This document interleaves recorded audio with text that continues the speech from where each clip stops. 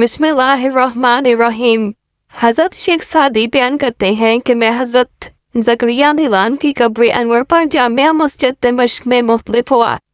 एक अरबी बादशाह जो कि अपने जुल्म में मशहूर था, वो वहाँ आया और नमाज पढ़कर अल्लाह इज़्ज़तजल की बारगाह में यूं गोया हुआ कि फ़कीरों बादशाह सब इस तरह के गुलाम हैं जो बड़ा मालदार है। वो बादशाह फिर मुझसे गोया हुआ कि आप बुजुर्ग लगते हैं और अल्लाह इज़्ज़तजल से आपका ताल्लुक खास है। मेरे लिए दुआ फरमाएं कि मुझे एक सख्त दुश्मन का सामना है।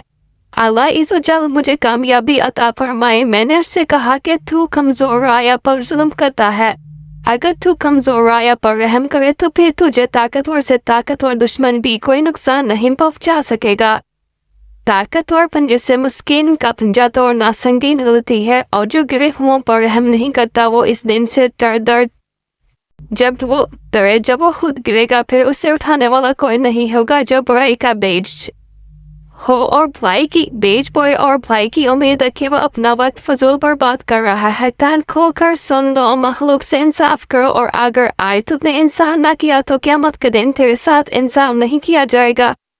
इंसान एक दूसरे के आज़ा है क्योंकि वो असल में एक ही नहीं। एक उस तकलीफ में हो तो सारा जिस्म में तकलीफ होती है। अगर तू दूसरों की तकलीफ से लापरवाह है तो इस काबिल नहीं कि तुझे इंसान कहा जाए। बेशक जालिम की तौबा कबूल ना होगी। हज़रत शेख सादी रोया अपना वाक़या बयान करते हैं कि वो दमिश्क में हज़रत ज़करिया अली की कब्र पर मुख्तलिफ थे, तो एक अरबी बादशाह जो अपने जुल्म में मशहूर था, उसने आप अल्लाह से दुआ की दरखास्त की।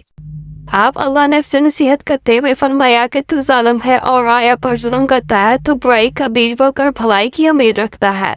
अगर तू इंसाफ से काम लेगा तो कल तुझसे भी इंसाफ किया जाएगा। बस याद रखो कि जालिम जो आए ताकतवर होकर जुल्म के बाजार गर्म कर रही हैं, कल जब अल्लाह इज़्ज़तजल इन्हें अपनी गिरफ्त में लेगा तो फिर उनको बचाने वाला कोई न होगा। अभी भी वक्त है कि वो तौबा करें और मजलूमों की इमामत करें।